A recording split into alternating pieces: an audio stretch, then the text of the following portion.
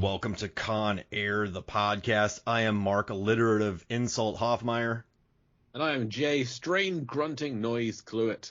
Welcome you aboard on another podcast. Undulating noises. Yes, one of those things. On this show, Mark and I fly our way through Con Air, scene by scene, chapter by chapter with wonderful guests. And this is chapter 34. What happens in chapter 34 of Con Air? Well, as Cyrus points his gun at the head of a toy rabbit, Malloy and Larkin arrive in their helicopters, with Malloy giving the order to open fire. Davio begins to succumb to his gunshot wound and is tended to by Poe and Bishop. When Malloy decides helicopter's machine guns aren't enough, he opts for missiles, but Larkin blocks the shot by demanding his helicopter fly in the way. With Cyrus and Diamond Dog distracted by the helicopters, Poe takes the opportunity to fight his way to the cockpit, taking out Viking. Conrad and Sally can't dance along the way. So we need someone to join us for this. This episode, my former co-host, I've got two co-hosts on today. My former co-host from the Lampcast, joining us from the defunct site to the escape hatch. Who knows? It's Robert Zerby. Robert, welcome to the show. Thank you. Yes, defunct. That's the right word. I am not defunct, though. I'm here. I'm always somewhere in the real world. And thank you, gentlemen, for having me. Absolutely. Yeah, just turn around, and Robert's right behind you. Right now, whenever you're listening to this, just look around, and he's there. Say my name 3 times, and I will show up.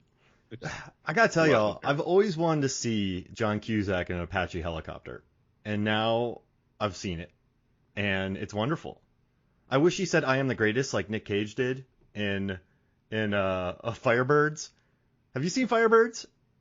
Oh, it's a Top Gun knockoff where Nick Cage is Tom Cruise. And Tommy Lee Jones is like the guy training him. And so they go on a mission at the end to blow up some people. And there's a training scene where Nicolas Cage just keeps yelling, "I am the greatest." It's pretty wonderful. Is that Michael Ironside, the one training him in Top Gun? No, that's Starship Troopers. Oh, that's another good one. Tom Skerritt. Yeah, so it's Top Gun with Nicolas Cage. Top Gun with Nicolas Cage. Okay, that I sounds feel like better. That's tucked away in my brain somewhere, but I haven't seen it. I mean, it's not worth it. Okay. It's not. It's not. I've just had to watch it because I went through every Nicolas Cage movie, and I just did a Tommy Lee Jones draft, so I kind of blasted through it again just to refamiliarize myself with the TLJ work in it.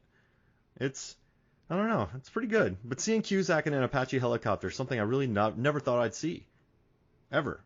Like watching Bullets Over Broadway, I never considered it. I mean, did you really see him in an Apache? Because he looked pretty superimposed in there.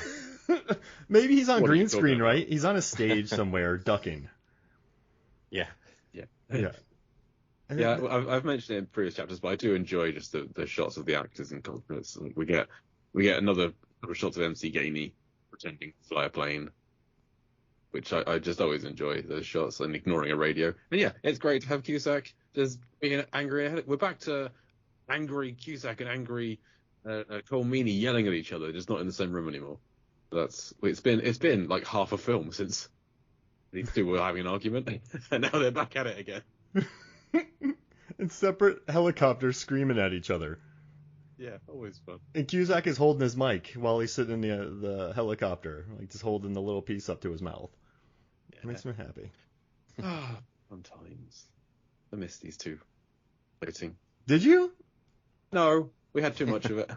I got tired of these two yelling at each other. Yeah, but there's a lot more going on in this chapter. In the past, it's been a chapter just of them yelling at each other, like 3 chapters bro. So now at least we have an actor being stomped on and Poe making his way through a video game of boss levels. I love it. Robert, what do you think about Cole Meany in this movie? So has it come up like his Star Trek work? He's super nice in that show, right? Yes. Yeah, Mark and I are not familiar with it. Okay, we are aware that he's a nice guy in there. Miles O'Brien, I think, is his name. Yes. It just sounds nice. I think he was in The Next Generation and like Deep Space Nine. I'm not entirely positive. He's in the second most episodes after the guy who played Worf, is it? I think Michael Dorn. Michael Dorn. Yes, I think he's in the most episodes. I'm not a Trekkie. Yeah, he's great. But that's I think that's the only other thing I know him from. So it's just like a Star Trek injection. Watching him with his American accent. Yeah, he's great here though. Really plays well off of Cusack. Couldn't ask for anything more. just screaming at each other. Yeah. Cusack's not really a screamer, is he? In other movies, are there other movies where Cusack screams at people? Maybe in 2012, just because the world's falling on him. Pretty sure he like screams in the rain in High Fidelity at one point. Oh yeah. Right. Top of mind for me is Grosse Point Blank. We watched that a few years back. Classic. I don't think Susie had ever seen it. But no, I don't know if he screams a lot in that or not. He's a chill dude. Yeah. And this might be his coolest role, honestly, in that. And you know, I kind of know why John Cusack didn't like working on this movie, because like they probably stuffed him in a cockpit, put a camera on him, just tell him to, like, you know, in a lot somewhere in Burbank, and just had him yell into the camera. Like, yeah, but he sells it. He does a good job. Yeah, I just want to confirm that, yes, Michael Dorn's been in 292 episodes of Star Trek, Cole Meany 225, Patrick Stewart 213 so far. Wow. Pretty crazy to beat Pat Stew. Yeah. Ooh, Pat Stew. Pat Stew, K Stew. Delicious. Delicious. Pea stew. Yeah. I like it. But yeah, so also Viking in this. All right, so in this chapter, when Cameron Poe is going to show, you know, Baby O that there is a god. The craziest thing that Cage has ever said on screen? Yeah, I'm gonna make you believe it. Like when he goes up to make him believe that there's a god. I'm gonna show you God does exist, and then he goes on and punches a bunch of people. But Viking breaks a Jack Daniels bottle and then like says some like what does he say? You little little bee baby. Yeah. Something. A freeze little bitch boy. Yeah, Oh, he calls him little bitch boy. And then he just gets destroyed. I think I heard him saying little big boy. Me too. Even funnier. Okay. I had to get my DVD out and put on the subtitles to actually hear what he said. So yeah, once I did that, I was like, oh, okay, that's what it was. Because I kept making up things in my head. It's the freeze that I find odd, because like you're about to have like a one-on-one fight, and he's shouting freeze. That's the kind of thing, if you have a gun pointed at something, you say freeze, not a broken AD bottle. You know, I gotta say though, stop. Jay, an angry Cameron Poe coming at me, and I'd be shook too. Like I might say freeze. Yeah, it's not what you'd expect someone to say in that situation. I get it; they're all in heat at the moment. But yeah, he takes Viking out with punch to the face, knee to the chest, and like an elbow to the back of the head. And Viking, a big guy. Like, the biggest guy is out. He's done. He's gone. Easily, too. Yeah. And then Conrad goes down like a chump. With his giant sweeping gun arm. I love that really like, whoa, motion. I do love that Nicolas Cage is in the sort of... Whenever there's a Wikipedia page of actors no selling bullets, like, he's in it now.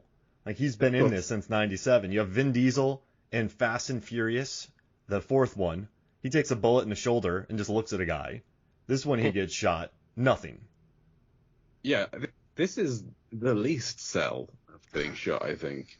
I don't Zero think he flinch. notices. Yeah, there isn't a flinch. He doesn't look at the gun or the bullet or anything. He just doesn't break stride. It's just... It may as well have not happened. Yeah. Like, there's a bigger reaction to if he'd have gone spot on, I think. It's just... ridiculous. I love it. He walks through a bullet. I'm going to pitch something to y'all. So Baby O has got his head up. Baby O's watching Cameron. Baby O destroys Viking. Baby O's like, that's pretty good. Conrad shoots Cameron Poe right in the heart. And it never stops Cameron. Cameron just destroys. You know, Poe just destroys Conrad after being shot in the heart, climbs up, does the entire mission, lands the plane, goes on the fire truck chase. Everything with the bullet going right through him, right through his heart. And then Baby O's like, you are right, Cameron. I do believe in God now. does exist. I told you. Like, what would you do if that was the movie right there? It would be a prestige level turn at the end. This is actually a science fiction film. I mean, it would be like one of the Left Behind movies or something. Like it's like Kirk Cameron or something. In Nick Cage in the Cameron Poe role. So wait, so Cage, so Poe takes out Viking, takes out Conrad, lands the Kirk plane, Cameron's a good fire pull, truck, actually. and then ascends to the heavens. He gets raptured. Wait, after he saves the day? Yeah, that's like his. I haven't seen any of their films, but like that's his unfinished business. He finishes his business and ascends. I don't know. He gives his money to his daughter, and then just gets sucked up, like, and this is the He end. floats away. Goodbye, Casey. I'll always love you. His like tank top becomes really clean. It's just pure white again. He has Transforms into wings. He has like white pants. He was in City of Angels. Yes. Wasn't he in one of the Left Behind movies or something? Yeah, he's a adjacent to pilot. that? He's a Yeah, pilot in okay. it. He's a It's pilot, all yeah. connected. Yeah. Rehearsal. So the Nick Cage Left Behind universe. This is a prequel to that, I'm convinced. I do. I was thinking about that. I'm gonna make you believe. Like, what if he does something that's just everybody on the plane stops? Like Swamp Thing is even like, that's pretty crazy, man. Like all the bullets stop missing the plane. All the bullets just start missing the plane. Like he closes his eyes and guides it to like the nearest airport, and the plane just lands. To be fair, there's a helicopter firing a machine gun, and it misses everyone. It hits a toilet though. It hits a toilet. I have that The noted. side wall, but it doesn't hit a single person. Very explicitly shows it going around Buscemi, who's just sitting there. It's a great hero shot, but those bullets would tear up that plane like a piece of, like, I don't know, like cheese. It would just be like bullets going through Gouda or Swiss. It does. It punches holes in the wall. It's going through. But it is a good no-sell. In this one, we have someone getting shot and no-selling it. Then we have another one with machine gun bullets blasting past him with no-selling. Yeah, the plane is no-selling being hit by machine. And also, MC Gainey is no-selling the radio. There's a lot of no-selling in this he's 2 just minutes. Concentrated, I guess. Yeah, so he's not even dealing with the radio. Yeah. So, I don't know if I missed something, but at the start of this scene, the starboard engine is already smoking. Mm-hmm. Did I miss when that got taken out? Because this is the first attack on the plane. No, Other than they were like shooting handguns at it from the ground, aiming for the wheels or the pilot. maybe that did it? I mean, maybe. That's the only time I can think of where it happened, or maybe there's still sand in it. Crashed in the desert. And this is just a plume of sand coming out. Is there a deleted scene where it sucks somebody up into it? That's where Pinball, that's the bottom half of Pinball was. But yeah, there's two guys that are unaccounted for. One of them's in the plane engine. Yeah. Todd number one is in that plane engine. He didn't make it. Yeah, because we haven't seen it, because this is the initial attack, because he just turned around with the bunny. So it must have been when they were taking off. Yeah. But they were shooting at it from the other side, though, Jay. Remember when they were like, shoot the driver, it's on the other side. So it wasn't a bullet, I don't think. No, that's why I don't know what has caused this. I mean, unless it is Todd number one or Ramirez, that's where they went. But that's odd. I mean, if it was Swamp Thing, yes, the devil did. If it was Swamp Thing, it makes sense because he was up on top of the plane at one point. But, Swamp Thing accidentally dropped like a cigarette in there or something. Yeah. As like vengeance for Cyrus taking his cigarette to blow up Sindino. Swamp Thing, I'm going to take out your plane. Oh wait, it's my plane too. Wait, does that bullet go into his arm or does it graze his arm? Because the shot I'm looking at right now. All right, here we go. And pop. Oh. Yeah, that goes through his arm. Yeah, there's like blood the other side. When you see him from behind, the blood already there, like oozing from a hole. So that bullet went through. It's not a graze like in most movies. Where, it just grazed you. That would have been fun if the bullet had gone through and hit Baby. Isn't this ironic? I'm going to show you there is a god. This magic bullet is going to kill you from over there through me. Ugh. There is a god and he hates you. the bullet bounces out of his arm and into Baby-O. The magic bullet. I got a pretty good freeze frame here of Nick Cage's hair getting shot. It's pretty lovely, by the way. So, hey, wait, Robert, when did you watch this movie, and were you surprised by Nicolas Cage just being like jacked out of his mind?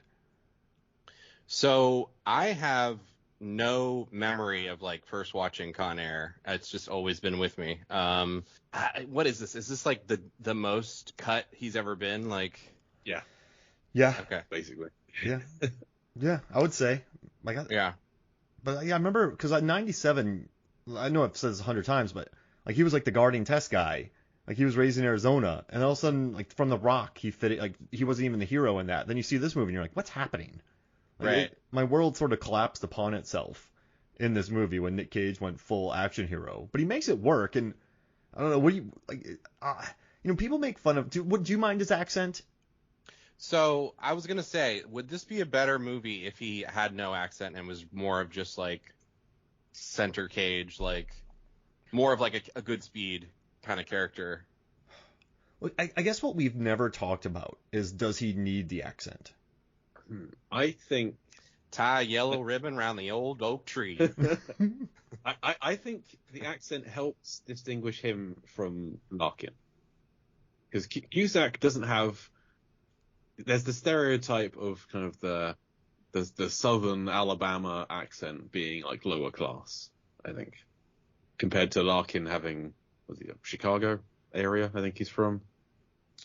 Cusack, I'm guessing. And so that kind of city boy accent makes him sound different and like superior somehow. This isn't my judgment. This is stereotypical, I guess. I'm not trying to offend anyone. So that southern Alabama accent, Blackfoot, a little bit, maybe.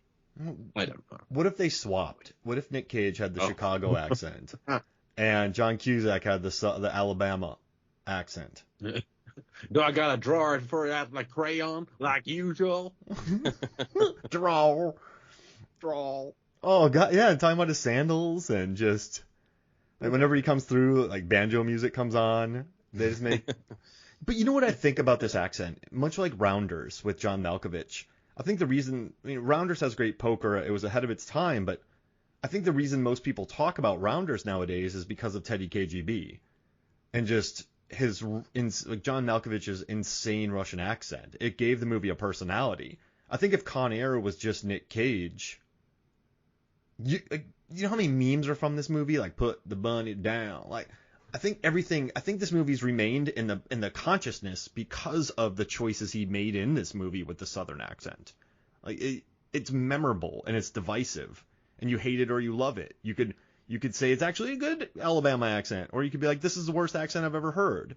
But I think it's helped keep the movie relevant. I would say this accent. I love it. I'm all for the accent. I mean, the script, has it wasn't like a choice Cage made. I'm assuming, it wasn't just a regular character, and Cage was like the day of. He's like, I'm gonna have an accent. He's from Alabama. Talk like this. He's from Mobile. So I mean, he could have done, he could have done worse. It could have been ridiculous. No, Do you think this was an Oscar play? Like he saw Forrest Gump? I thought I'm going to get another Oscar. For playing Cameron Park. Yes, I do. I think he saw Forrest Gump, and when Forrest won the Oscar in '95, he said to himself, how can I win again? I'm going to do this. He's like, Tom Hanks got back-to-back Oscars. That was his back-to-back Oscar. This is a surefire thing. They'll never give back-to-back Oscars. And Guaranteed. You know what? Tom Hanks was nominated for Apollo 13, and he was in the air in a terrible flight. So yeah. I really believe that Nick Cage was like, okay, Forrest Gump plus Apollo 11. And he was just trying to get back home to his wife and kids. Yep. It's the same film. Same film. Apollo 13, same film. I would say so. I mean, perfect film. I kind of wish Bill Paxton and Kevin Bacon were in this movie, and Ed Harris. Yeah. Wait, Gary Sinise in the Cusack role. Ed Harris in the Cole Meany role. I'm all for this. Who would Kevin Bacon be? Buscemi? Whoa. That would be good. What about Billy Pax? Bedlam. Paxton. Yeah, that works. Bedlam works, or even Virus, even Cyrus. I love Bill Paxton. And then what about the other Howard, Clint Howard? Ginny. No. Well, Clint Howard played the Buscemi role in that train Con Air semi-sequel. I can't remember the name of it right now. So it's quoting movie quotes all the way through. So, all right, so we got him. Who else is in this movie? Steel Train, was it? Oh, we got Kathleen Quinlan. Yeah. I mean, she's Tom Hanks' wife, isn't she? So that we could just give her the Monica Potter role. Oh man, and they have Xander Berkeley in here and Chris Ellis, just like a character actor's delight. Yeah, Chris Ellis is another one who could do a Buscemi, I think. All Wait, right. no, I think Chris Elliott. Chris Ellis is a different guy. Chris Elliott from Cabin Boy could do a Steve Buscemi. I think so. Well, Chris Ellis is much more of a Skip Devers kind of role. yeah, exactly. I want to see this movie now. Apollo. I don't know where Skip Devers is in this scene. Is he at a third job or is he really lagging behind? He's just not in a helicopter, right? Like, there's two of the big boys. Yeah, how did they get? Because the next time we see him is when he's like helping. I think he's helping Trisha get off the helicopter in Vegas. So he's like gone to on a separate mission, not knowing how this one's going to end, making some wild assumptions. Yeah, I don't know how it's going to go here. he just disappears. Completely. This gives us something to think about, Jay. It does indeed. It does indeed. We should do a test about this. We should talk about dedicate an episode to it. Is that what you're saying? Yeah, sure. I like how all of the cons, you see them all the ones that are on the plane, you see them all in this scene. So we have 12. There are 12 cons in the air at this point. So Johnny 23 still strung up, handcuffed, immobile, can't do anything.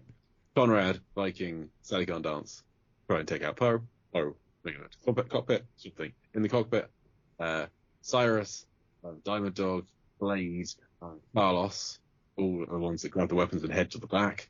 Baby O bleeding out. Colin Green just kind of sitting there. And we have 12 and we see them all. Like, it's even in brief little glimpses. I like it. Wow. But Robert, you're going to help us out now. We have a mission on this show, which is every time a convict dies, we need to work out what it is they do. What it is they did. We got them in prison. Now, Conrad does not die in this scene because we see him briefly buckling in to crash, but then we never see him again. So, but that's like a brief glimpse. So I think this is the perfect chapter to work out what did Conrad do? The guy with the gun. What do you reckon Conrad's crime was? Is this? Oh, sorry. This is the guy that shoots Cage. Yes. Is there a crime for being a terrible shot? I mean, he does hit the target, but I he mean, hits the arm of the guy standing in front of him.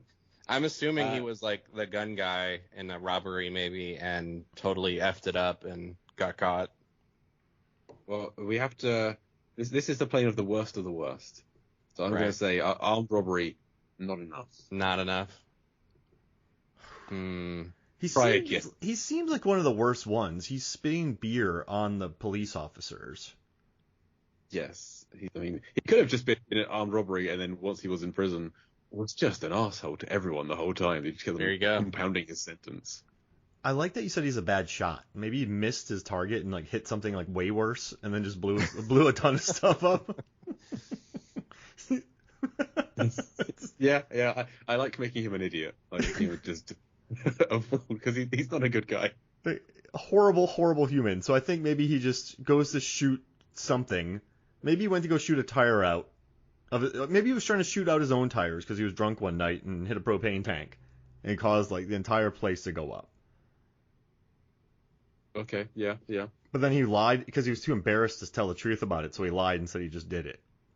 I'm trying to think of like what he could have hit, but if my mind is going to like too dark of places. I mean, this is a plane with Garland Green and Cyrus the Virus on it. You can't go to too dark of a place. And Johnny 23 is a mod. As dark as it goes, we've probably gone darker.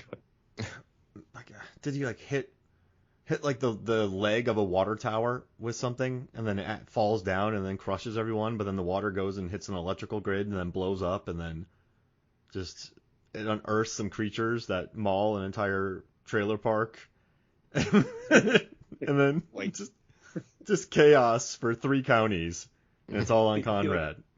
He unleashes a kaiju? Yes, he unleashes a kaiju, and just because he missed one bullet. But he's too much of an idiot to admit that, he did that by accident. He's like, yeah, I did it. I unleashed the kaiju. Perfect. Yeah, I'm here for that. There we go. He released the kaiju. Good. It's in the spreadsheet now. It's official.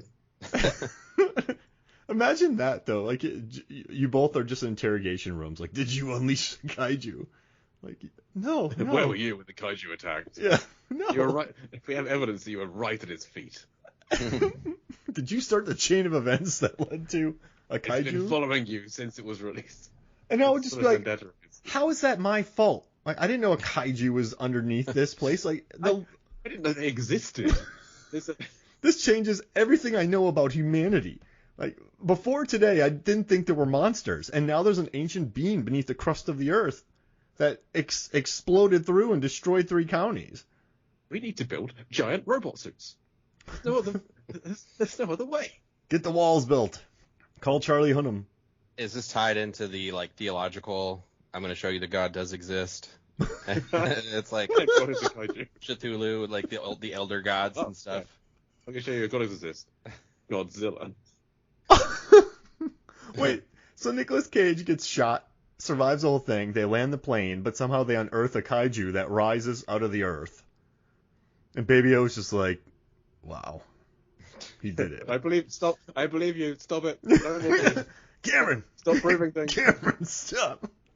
I like what you said about Cthulhu. Cthulhu just, just comes from the water.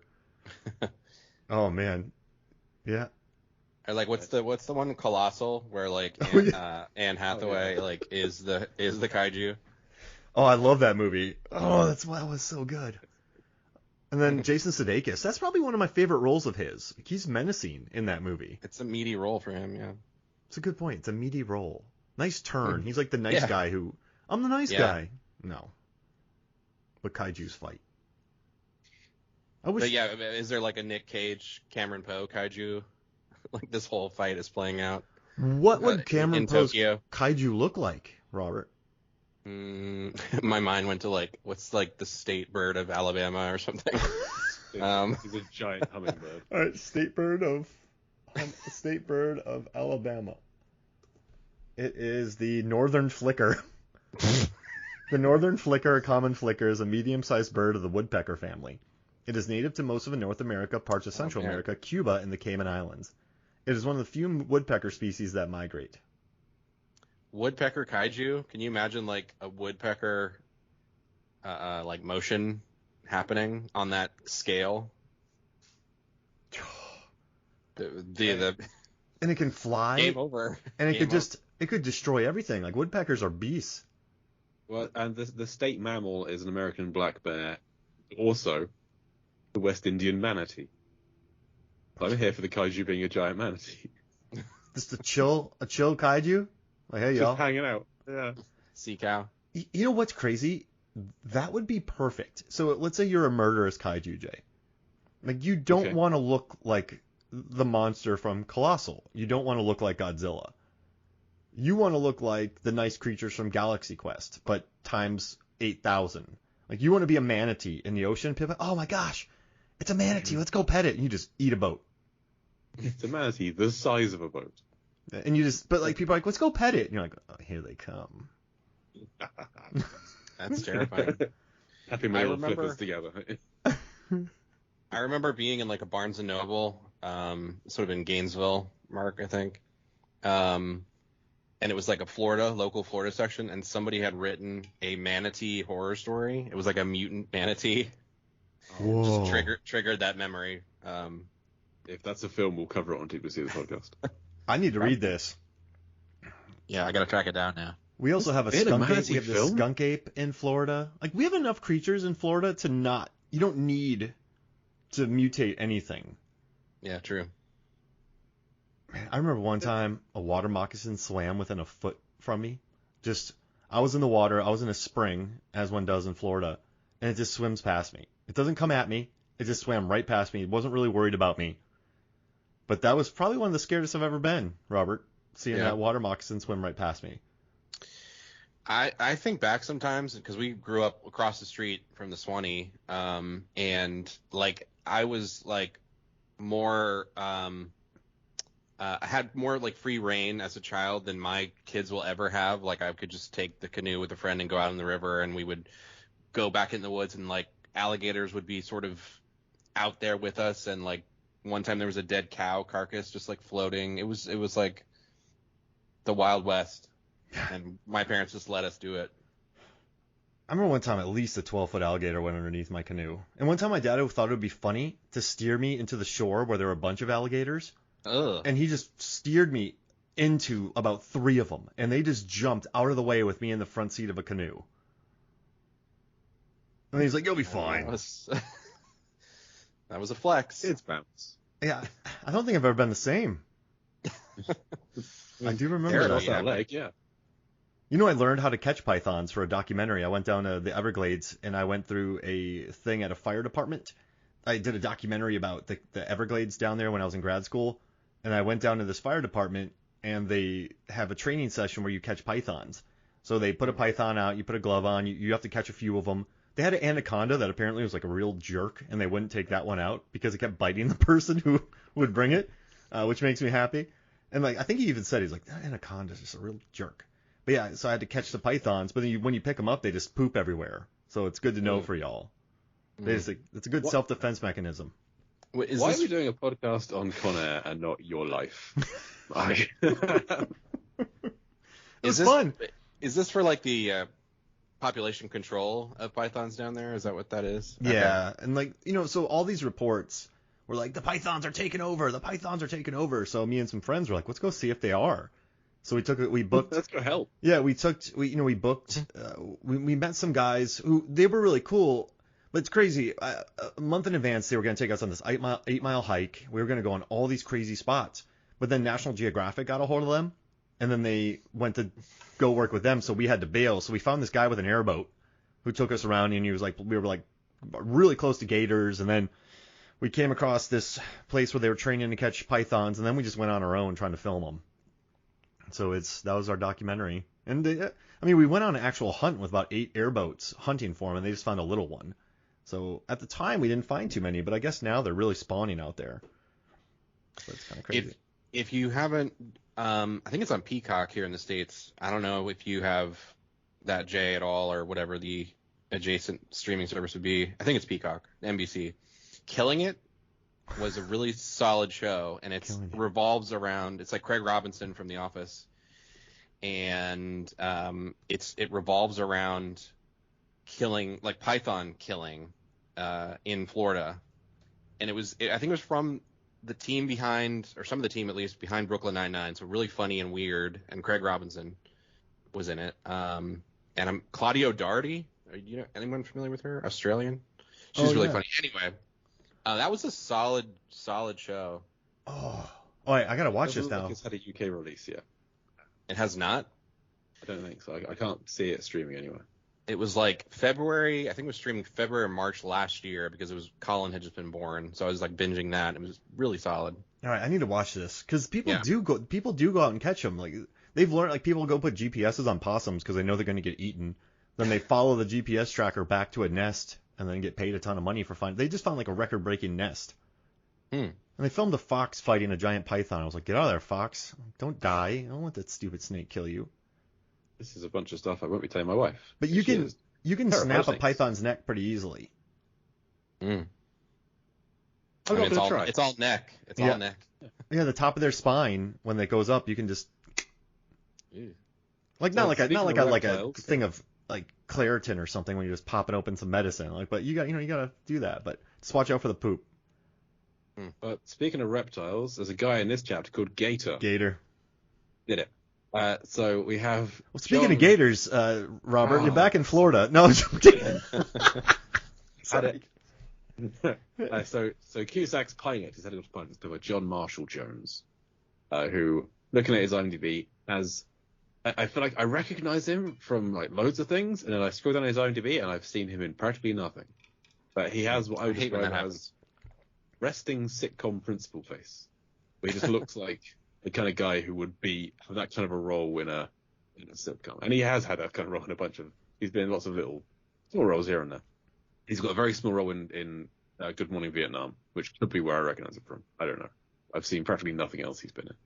But I like his reluctant helicopter pilot being told to fly his helicopter in the way of a missile, and just like and doing it.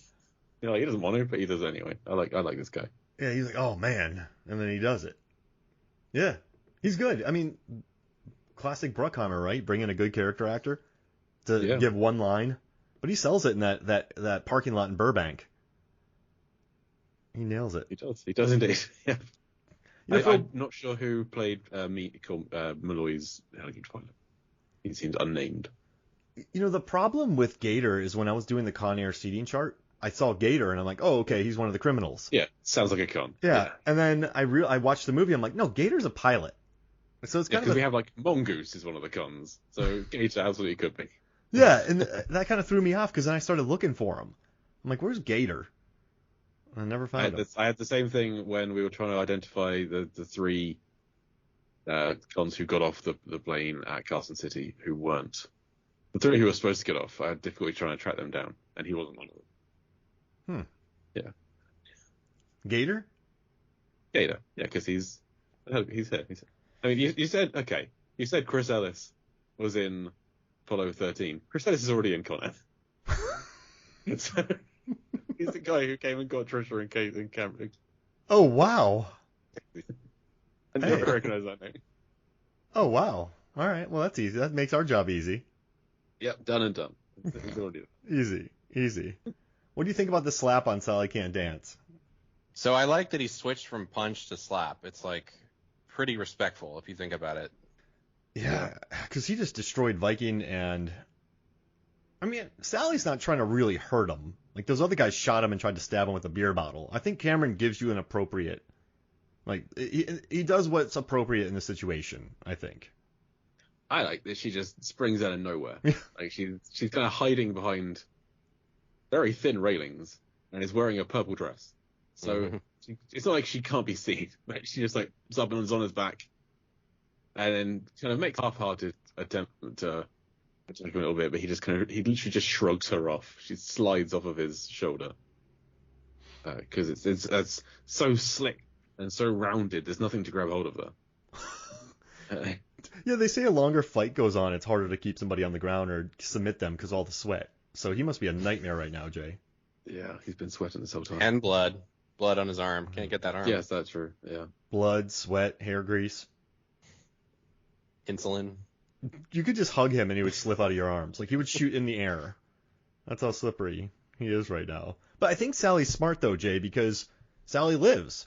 And so like, Sally isn't trying to kill Cameron. She's, like not trying to stab or do that. This gets hit, probably goes and buckles up.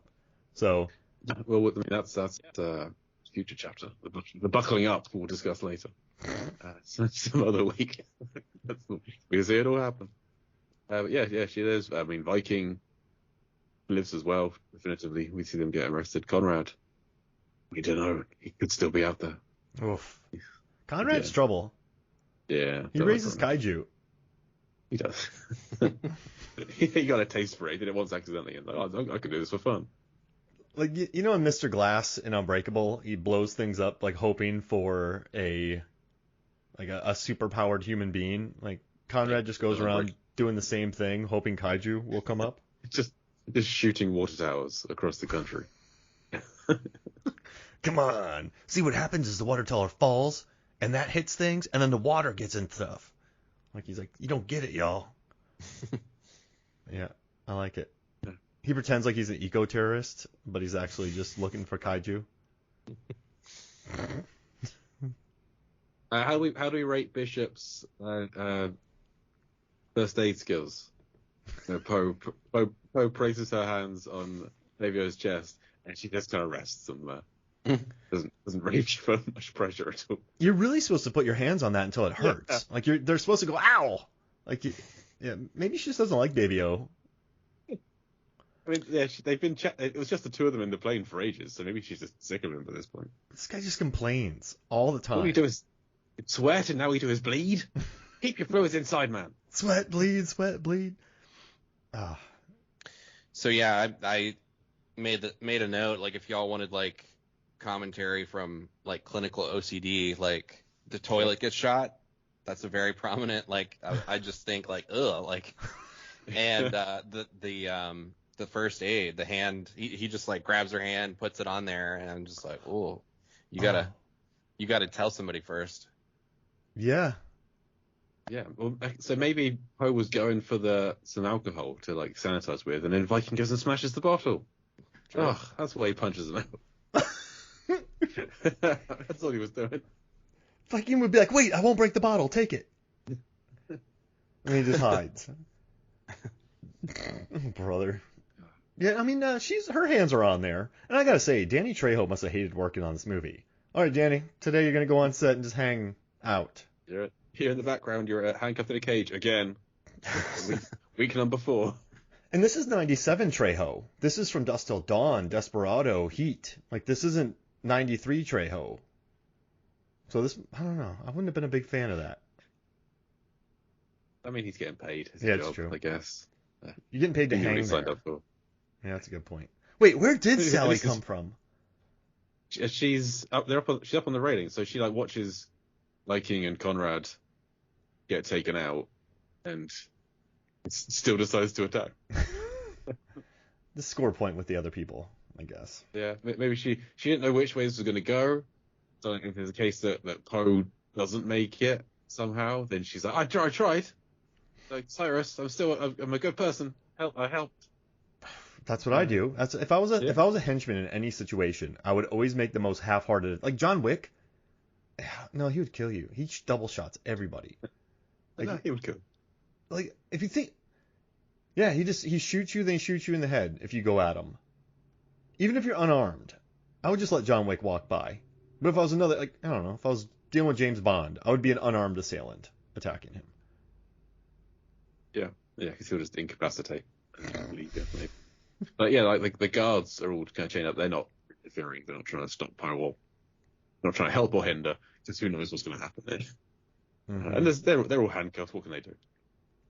Oh, that's these ways, Poe. We're getting there. We're nearing the end of this film. Mm-hmm. This- This is a weird Nope. chapter, Jay, because a lot happens, but not a lot happens. Yeah, that's going to be the same thing for the next 2, I think. 40 chapters was too many chapters. Yeah, I think we yeah. But listen, Jay, it's not about the chapters, it's about the friendships. So, Robert, outside of this chapter, any other highlights from Con Air? Anything else you love in this film? The best part for me is the Malkovich, brought a gun to a helicopter fight. That's just a pretty cool sequence. Like, no fear, shooting at the helicopters.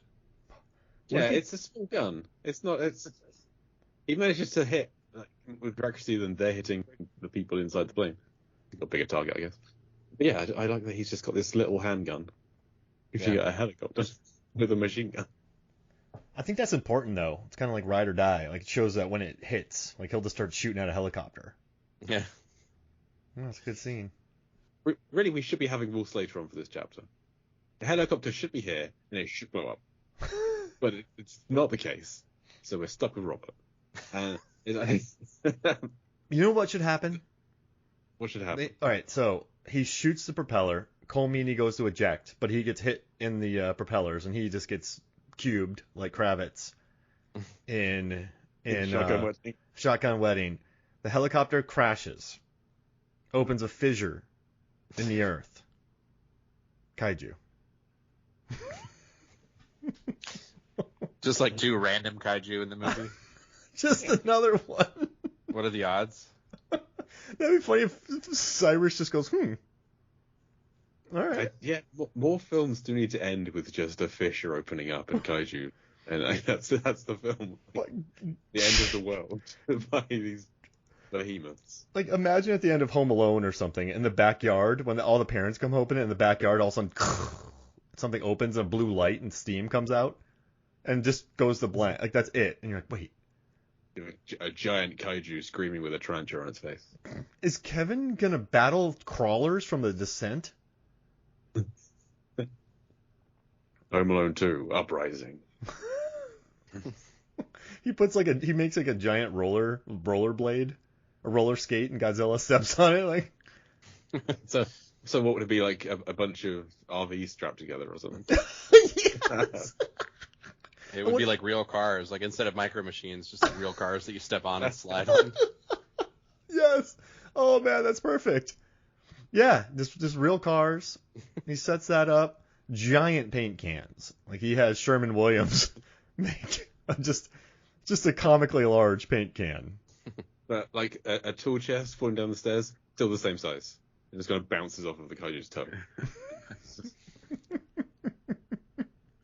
Distraction. All right, Kevin versus Kaiju. Home Alone 3. This holiday season. This holiday season. I mean, they make tons of, like, Godzilla movies make money. Home Alone. I wish that's how Hollywood worked. Like, hey, what's going on? What was the biggest movie in 91 or 92? T2. What was the biggest movie in 94? Lion King. Okay, Lion King, Terminator. Like, just that's how movies get made. 3 Men and a Baby meets Ghostbusters. Meets Ghost. Yeah. That was the the baby becomes a ghost. Oh God. It's just okay. So here's what we do. Goldberg inhabited by a baby ghost. Every year we take the biggest movie of the last 2 years and we make a movie out of it. Just split the script in half, and then put them together, and let's just do it. So we would have Avengers Endgame Maverick. Yeah, I mean there Top were 2 Gun. years in between them, but yeah. You know what I mean. Those Tenet. years didn't really count anyway. What was the biggest one in 2020 then? Tenet? Like Bad Boys for Life. Oh yeah. Bad Boys for Yeah, Life they would have been, Endgame. actually, yeah, yeah. So Will Smith, Martin Lawrence, and the crew battle Thanos. And they just get Bubblicious and Skittles. They replace the Infinity Gauntlet stones with Skittles. It's a movie I love. So, I mean, worldwide, the 2020 highest grossing film was Demon Slayer Kimetsu no Yaiba, the movie Mugen Train from Japan. Huh. But looking at wide-released English language films, Bad Boys for Life was the highest grossing, followed by Tenet, Sonic the Hedgehog, Doodle. All right. But So the 4 in there. So yeah, Bad Boys for Life meets Avengers Endgame. just the biggest movie of each year meets. What do you think, Jay? So 2021 would have been Spider-Man No Way Home. So it would have been Spider-Man No Way Home, Maverick. Whoa. Spider-Maverick. It's like 3 Tom Cruises running around. That's 3, more than 3. That's like 20. Oh, it's all the Tom Cruises just from running. all the movies. It's Wow. just, what's the running film? God damn it.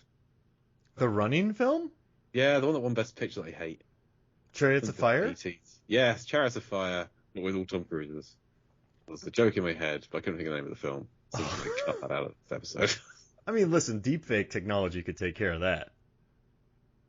I'd rather see like Spider Schools, Top Spider, like Yes. Yeah, I'm here for learn that. to be Spider-Man. Wait. All of them have the nickname Spider. It's So- just really confusing. They're all in the same world, and Maverick has to train them to go on a mission. But they can't use their spider webs because the enemies have spider sense. So they have to get in airplanes and not use their spider sense. It's spiders. They can't fly. So they have to get in jets. Yeah. And then they have to drill something in space.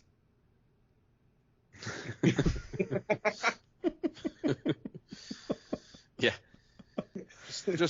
Just throw in Armageddon.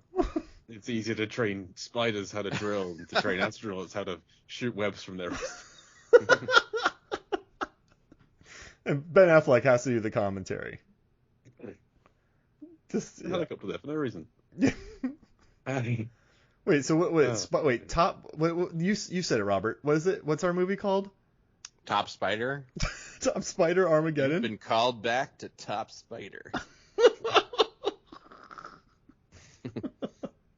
I want this movie.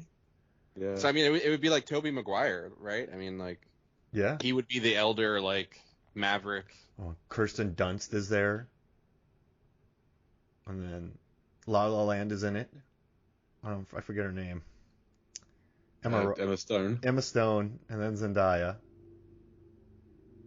I was There trying to it think. I could have sworn there was a character in Top Gun called Spider, but it's Slider. Rick Rossovich, but it's Slider. Top. Close. Wait, Slider Man. get this. Topher Grace Slider as Man. Glenn Powell in Top Gun Maverick. Topher Grace has that role. I mean, I don't think he's going to do it as well as Glenn Powell did. Yeah, Glenn Powell's great. Yeah. He's too busy though, like cutting all the Hobbit movies into like one 20-minute episode.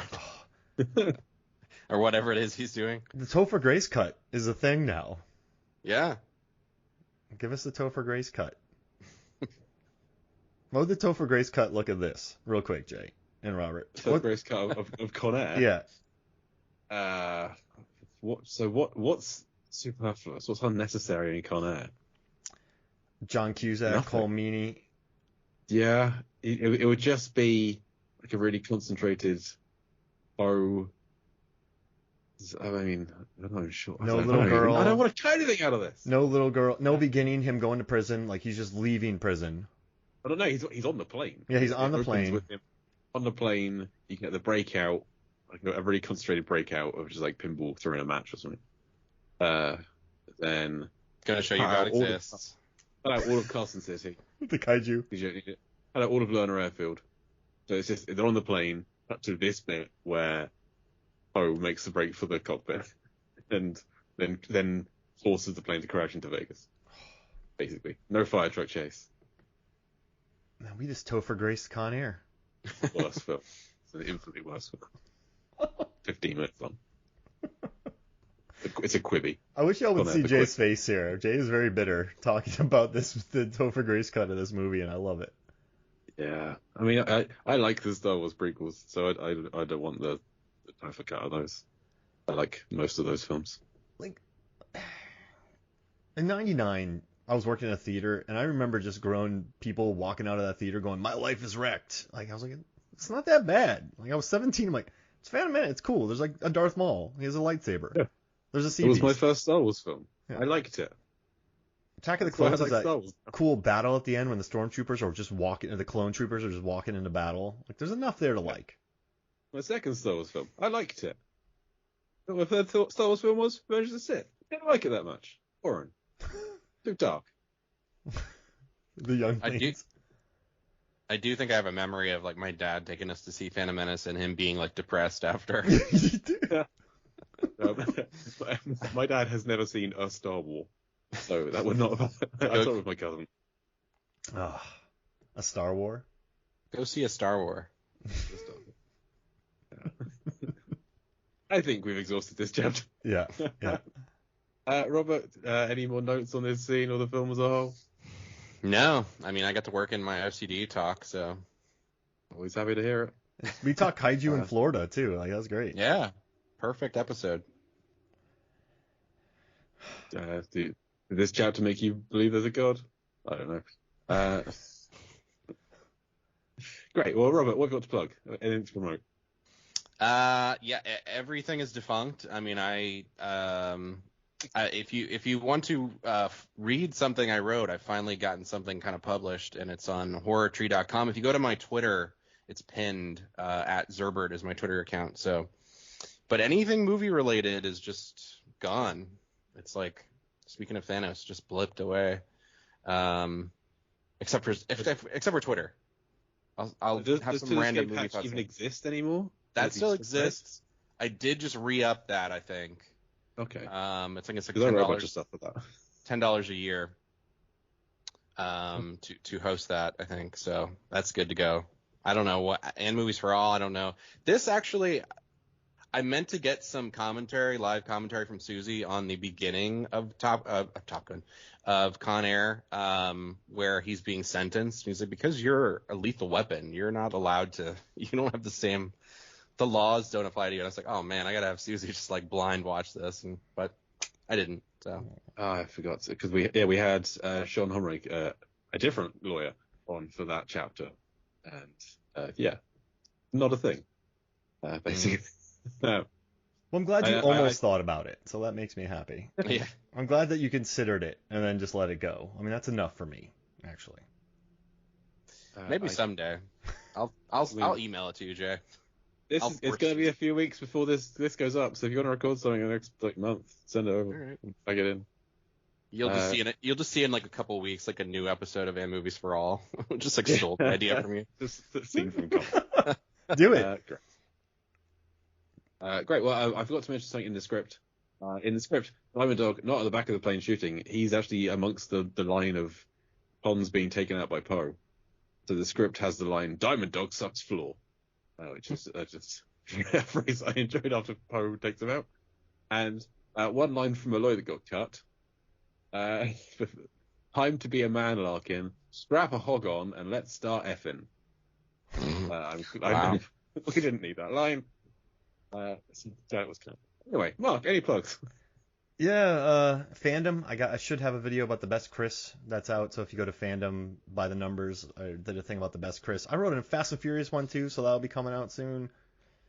I got a couple videos coming out for Film Theory. I should have I don't know, John Wick one and just a couple more. Another one for Game Theory. Oh, and read my Vin Diesel sleeveless shirt data. So that was Yes, good. do that. That helped push my Movies, Films, and Flicks podcast onto the all-time best-selling list on iTunes, Apple Podcasts. So if you go to Film History and look up all-time best-selling film history podcast, Movies, Films, and Flicks is there now. I enjoyed... There's a fantastic post about Vin Diesel's sleeveless shirts and how that affects films. I really liked the comments that people leave on Reddit posts. Reddit's not a site I normally frequent, and so I thought I'd dig into it a bit more and just read some of them. And somebody commented, like, this is proof that correlation does not equal causation. Like, the sleeveless shirts don't add up to why these films make money. It's like, yeah, it's called dumb data. Yeah. And I call it that in the beginning. I'm like, this is dumb and random. It's meant to be fun. And then they're like, this doesn't... You have too much free time. Like, this is how I get all my paid jobs. I like how people get annoyed at stuff done for fun. I don't know. There's people like, why are people dedicating 40 episodes of a podcast to Con Air? They could be out saving the rainforest. Okay. True. But... No, we can't. No one's saving the rainforest. It's too deforested. No. There's too much money into it. I could strap myself to a tree. That wouldn't do any good. No. We're not going to become eco-terrorists right now, Jay. No, we're not. Absolutely not. Although we'd fit into a Bruckheimer film if we did. If we could raise kaijus, we could. Yes, absolutely. We would train them to plant trees. Anyway, you can listen to Mark and I over on Deep to See the podcast, where we covered Deep to See adjacent films and Deep to See trilogy scene by scene. Robert was on there for a bunch of scenes. He helped us talk about the deepest, bluest music video at the end of Deep to See. And a bunch of times, yeah. And you can find me hosting Lampardy over on the Lamcast once a month, movie trivia based on Jeopardy. Mark and Robert both been semi-finalists in the past couple of years. It's a wonderful job on there. Robert gallantly bowed out to let a lady go into the final who was thrashing him. Anyway, and my personal site is lifeversusfilm.com. Nothing much happens there. You can follow the podcast on Instagram, Facebook, and Twitter at ConAirPod, or email us conairpodcast@gmail.com. For chapter 34 of Con Air, thank you once again to our guest, Robert Zerby. Yeah, thank you guys for having me. I've been Jake Lewis. And I'm Mark Hoffmeyer. Come back next week or the bunny gets it. Sigh. Anara!